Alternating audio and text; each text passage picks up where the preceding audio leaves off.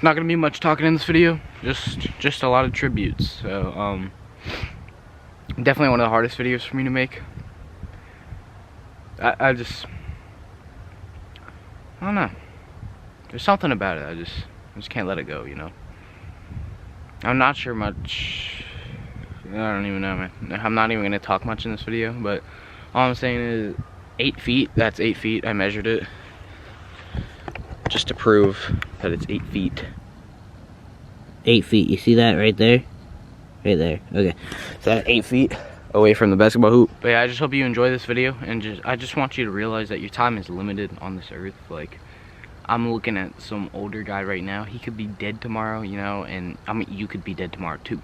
You know, like, you see these streets, I could go out walking one day and just get hit by a car. Knock on some wood, that doesn't happen.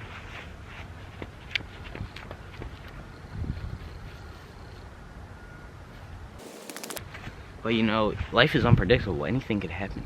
That's why you need to live in the moment. I'm gonna play a Youngblood clip right now from Genius. Just play it right now. Right now, as people, we're so focused on what's next. We never take a minute to think or to live in the moment because we've got too much to think about, because we have so much in front of us. That is so hard, because in the instance of this song, you don't realize what you've lost until it's been taken away from you. And when it's been taken away from you, all you want is to get the time back. There's some of the most inspiring stuff, and that's kind of what I'm aiming towards, like, teaching people. So yeah, I just want you to enjoy this video. Never forget Kobe. And as Kobe once said on his final game, Mamba out, but we're gonna say Mamba forever. The lesson I cherish the most is how important it is to love what you do. If you love what you do and it's making you happy, all the hard work and perseverance will pay off. I once had a guidance counselor tell me that I shouldn't play basketball, that it would never amount to anything for me. His negativity towards me made me stronger. You can't stop people from trying to limit your dreams, but you can stop it from becoming a reality. Your dreams are up to you. I encourage you to always be curious, always seek out things you love, and always work hard once you find it. So with that, I'll let you carry on with your evening. Please know I'm thinking of you, supporting you, and encouraging you always. Peace. I think the definition of greatness is to inspire the people next to you. I think that's what greatness is or should be. It's not something that lives and dies with one person. It's how can you inspire a person to then in turn inspire another person that then inspires another person. And that's how you create something that I think lasts forever. Yeah. And I think that's our challenge as people, is to figure out how our story can impact others and motivate them in a way to create their own greatness. There's a quote from one of my English teachers at Lower Merion named Mr. Fisk. He had a great quote that said, "Rest at the end, not in the middle." And that's something I always live by. You know, I'm not gonna rest, I'm gonna keep on pushing now. There are a lot of answers that I don't have, even questions that I don't have, but I'm just gonna keep going. I'm just gonna keep going, and I'll figure these things out as we go, right? And you just continue to build that way. So I try to live by that all the time. And what brings you the most joy right now? Being with my family. Really? That is the most fun. It's just, you know, it's hanging out with them all summer, being able to like do things that I ordinarily couldn't do. Yeah. Because of training, because of season and stuff like that.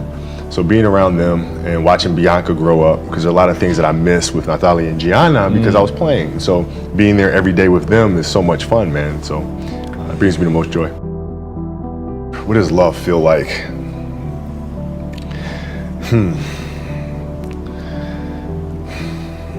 Happiness is such a, I think I would describe love as happiness. I think I describe it as a beautiful journey. You know, it has its ups and downs, right? Whether it's in marriage or whether it's in the career, you know, things are never perfect. Yeah. But through love, you continue to persevere and you move through them. You move through them.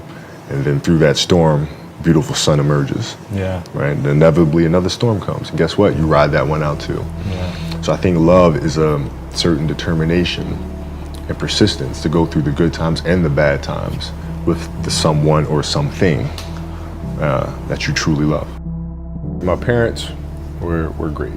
You know, growing up, you know, they instilled in me the importance of imagination, of curiosity, and understanding that, okay, if you want to accomplish something, I'm not just going to sit here and say, yes, you can do whatever you want. Yes, you can, but you have to also put in the work to get there, right? So they taught me that at a really early age, man. And when you grow up as a kid thinking that the world is your oyster, and all things are possible if you put in the work to do it, you know, you grow up having that fundamental belief. My mom was there on a daily basis. My father was really influential at a really critical time where I had a summer where I played basketball when I was like 10 or 11 years old, in a very prominent summer league in Philadelphia called the Sunny Hill League, where my father played, my uncle played, and they were like all-time greats and some stuff. And Wilt Chamberlain played in the league, you know, Earl of Pro Monroe played in the league. And here I come playing, and I don't score 1 point the entire summer. Really? Not one. How old were you? 10, 11. And you're playing against other 10, 11-year-olds? Or and you didn't score once? Not one. Were you in the game? I was in the game. How'd you not score? Because I was terrible. Really? Yeah. At 10, 11 years old, you were that terrible. Awful. I mean, and I had these big knee pads on because I was growing really fast. I had socks all the way up here, and I had like the high top Skinny, fades, like skinny as hell. And I scored not a free throw, nothing, not a lucky shot, not a breakaway layup, 0 points. And I remember crying about it and being upset about it. And my father just gave me a hug and said, listen, whether you score 0 or score 60, I'm going to love you no matter what. Wow. Now that is the most important thing that you can say to a child. Because from there I was like, okay, that gives me all the confidence in the world to fail. I have the security there. But to hell with that, I'm scoring 60. Let's go. Right. And from there I just went to work. And I stayed with it, and I kept practicing. You know, when you're in this culture in our society, you can do some phenomenal things individually, but they'll never reach their full potential unless you do them collectively. And you have to figure out how to do that. The challenge for me was always compassion and empathy. I think about 2009, things started changing for me. I started really making a conscious effort to better understand. And that doesn't mean, you have compassion and empathy so you go soft on them. It's more like you put yourself to the side and you put yourself in their shoes and understand what they're feeling.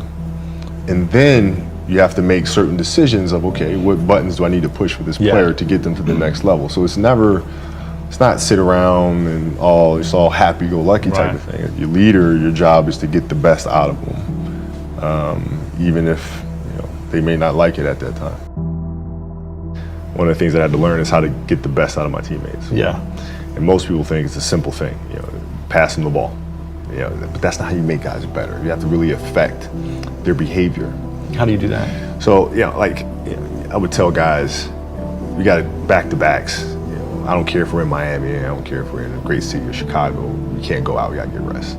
Right? Back-to-back games. Back-to-back games, right? Monday, Tuesday. You play Monday and you play again Tuesday. Guys aren't gonna listen, right? Right. So a few times I say, all right, we'll all go out. We'll go out together. Really? I'll drink with you, right? But the next morning, I'm banging on your door at 5 in the morning. Let's go. They're not getting Where are we going? I hung out with you. Now you come hang out with me. Wow. This is what we do. All right, let's go. And we're at the gym. We're working out. Right. We hit the bus. We go to practice. We play that night. And they're dead. And they're dead. And they're like, oh, lesson learned. Really? Lesson learned. Take them out once. Listen, if you're gonna do that. But don't let that compromise what we're here to do. Right. This is why we're here. This is why you're here in the first place. What does losing feel like to you? It's exciting. Why is it exciting? Because it means you have different ways to get better. There's certain things that you can figure out that you can take advantage of, right? Certain weaknesses that were exposed that you need to shore up, right? So it was exciting. I mean, it sucks to lose, Right. but at the same time, there are answers there if you just look at them. I'll give you an example. So Katie Lou Samuelson is one of the best college basketball players in the country. She plays at UConn. She's going to be a senior. And they just had a really tough season last year where they lost to Notre Dame in the final. And so I asked her, I said, have you watched the Notre Dame game? She was like, no. I said, well, why not? I said, I don't want to watch that. I said, I know you don't, but You're going to play Notre Dame this year, yeah? Yeah. What's the chances you see him again in the final? Well, you probably see him again. I said, well, you can't show up and play them without knowing why you lost that one, right? So, you know, the mistakes that you've made in that game, you have to do the hard stuff and watch that game and study that game to not make those mistakes over and over again just because you weren't brave enough to face it. So she came down to the office. I brought her down to the office and we sat down, we watched that game together. Wow. Right? And you gotta deal with Face it. it. Gotta deal with it. Face it, learn from it. When you play for 20 years, I played for 20 years, you reach a certain level, you're like, okay, wait a minute, I have to start again at the base of a mountain and try to climb the top of this mountain. First of all, what mountain am I climbing? I don't even know, like, what the hell am I gonna be doing? And it's very scary. It's very scary. Even for you? Oh, absolutely. Wow. Absolutely. And the thing that helped me actually was hurting my Achilles, because that forced me to sit there and say, okay, the day could be today that your career is over. Now what do? You have these ideas about doing something with your life after basketball, but what if today is the day that's it? Now what do you do? So I had all this time sitting there with my Achilles injury and contemplating and thinking, and I said, I better get to work. Wow. And that was that. The mentality book is really about process and craft. I've broken the book up into 2 sections. And process is really about the process of preparing, you know, through injury, recovery, studying of the game. And then the craft is the actual performance and the tactics. And so a lot of things that I learned through the game were through photos. You can look at a photo and see like a player making a move, and look at the angle of his feet, look how he's using his hands on defense, and I can really break down things to the smallest detail through that. And that's what you'll see in this book. I mean, it's really a basketball Bible. You'll see how I break things down, like how I'm looking at things to the smallest of detail. Yeah. And that's the best way to understand how to have that kind of mentality, is to ask questions, and then find answers. And then that lead to more questions, and you find more answers. And that's what the book is. So how can we teach our children what it means to work hard? Well, you do it through training, right? So when I get up in the morning, my daughter goes with me. 4 a.m.? 4 a.m. My 15-year-old goes with me. She goes with me before school, and it becomes a daddy-daughter thing. That's cool. She just got a permit, right? So she drives in the morning. It becomes a cool thing, right? But through that process, she understands the value of hard work and things taking time.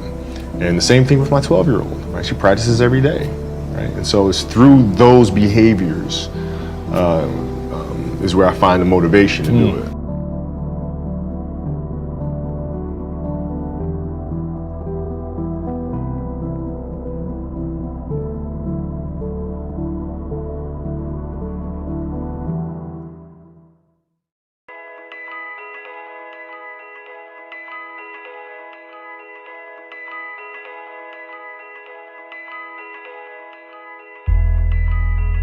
Once upon a time, there was a young basketball player who had dreams of becoming one of the greatest basketball players of all time.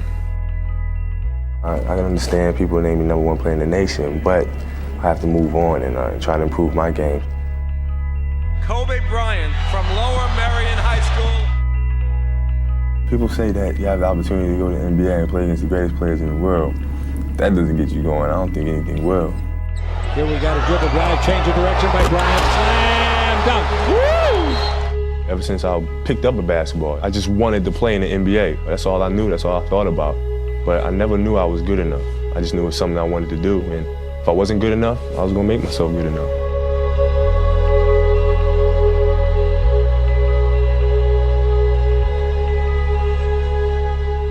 He worked day and night, every day, for years and years and years and years and years. That's what basketball's all about. I mean, it's fun to me. Welcome to the Kobe Show, take 2. It's a chance to perform. All the emotions, whether it be anger or excitement that you have held inside you, once you get out on the basketball court, you just let it all out. You just let it all loose. Kobe dribble drive, Kobe. Oh, what a slam dunk! My God. I remember what Babe Ruth said, he swings big and he misses big. Same thing with me. I have no fear whatsoever. If I take the last second shot and I miss, so what? Take it, we make it, Good, let's all go home and get ready for the next game. I really don't care. Kobe inside the three-point arc, fades and fires and hits at the buzzer. Kobe Bryant has hit a shot at the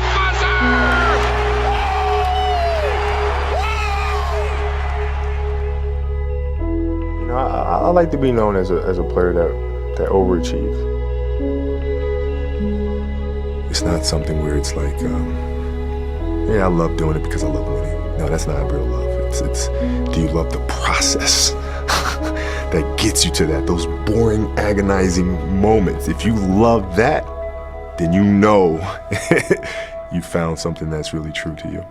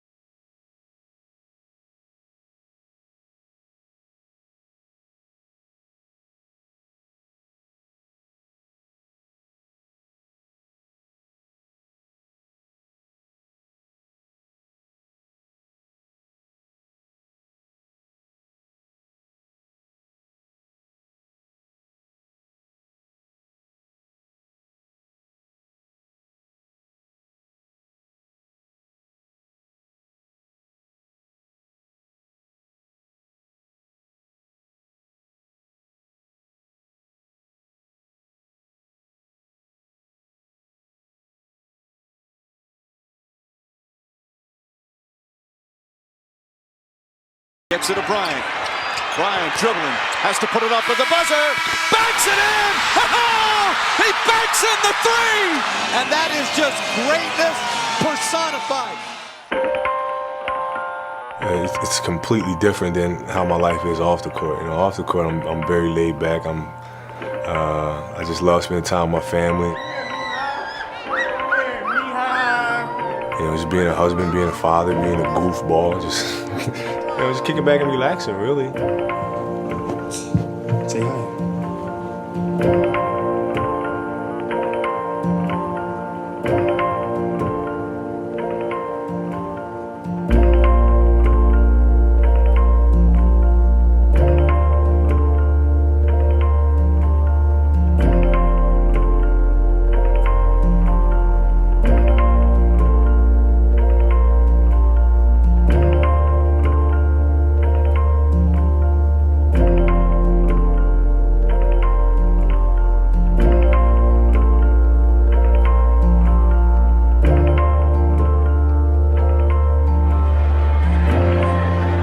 Such a long journey, so many ups and downs, and so many sacrifices for my family and me working hard.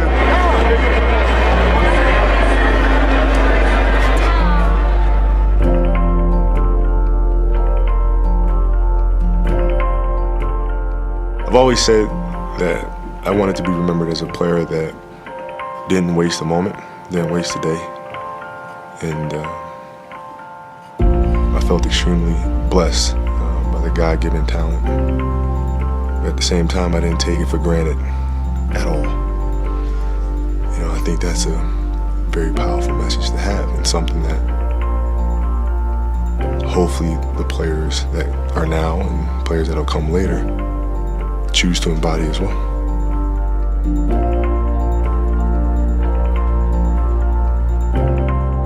And that is when you realize that's what makes true greatness. The story would be about transformation, of a kid looking inwardly to then growing up and understanding the importance and the power and the significance of looking outwardly.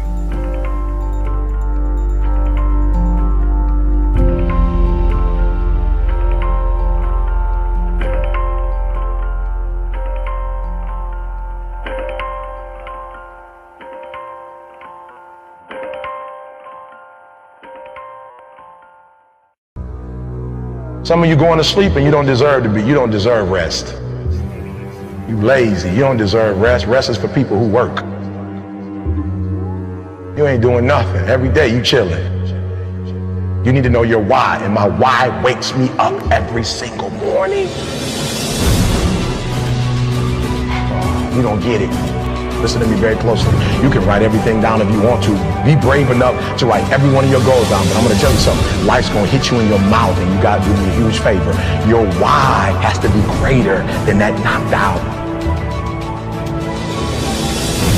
At the end of your feelings is nothing. But at the end of every principle is a promise. Find a man who's diligent at what he does, and he shall stand before kings and not mean men. Every day you say no to your dreams, you might be pushing your dreams back a whole 6 months. That one single day, that one day you didn't get up, could have pushed your stuff back I don't know how long. The first level to success in life, listen to me, the very first level is you seeing it. Like it's clear to you. Like you know exactly what you want. You know exactly when you want it. Listen to me. You know exactly what it tastes like. You know what it looks like. You know what it smells like. Before you really blow up, and you get success, you literally have it in the palm of your hand without having it. I didn't come here to make friends. I don't even care if they respect me. I know who I am. Got enough respect for myself. I do not want them to beat me. They're never gonna beat you. They came close to that.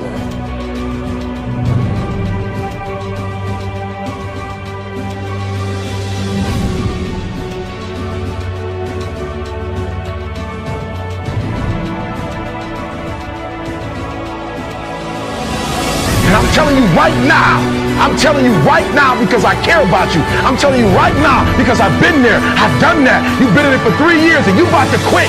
You've been doing it for 5 years and it don't look like you think. You put all your money in it. You put all your time in it. People are looking at you crazy. 5 years you've invested whole. You put too much in it to quit now. And the problem with some of y'all is you want somebody else to support your dream. But this is my time. This is my moment. Tomorrow ain't no such thing as tomorrow. What does your dream look like? What does it smell like? What does it taste like? If you wanted to happen, get your butt up and make it happen. If you wanted to happen, rise and grind.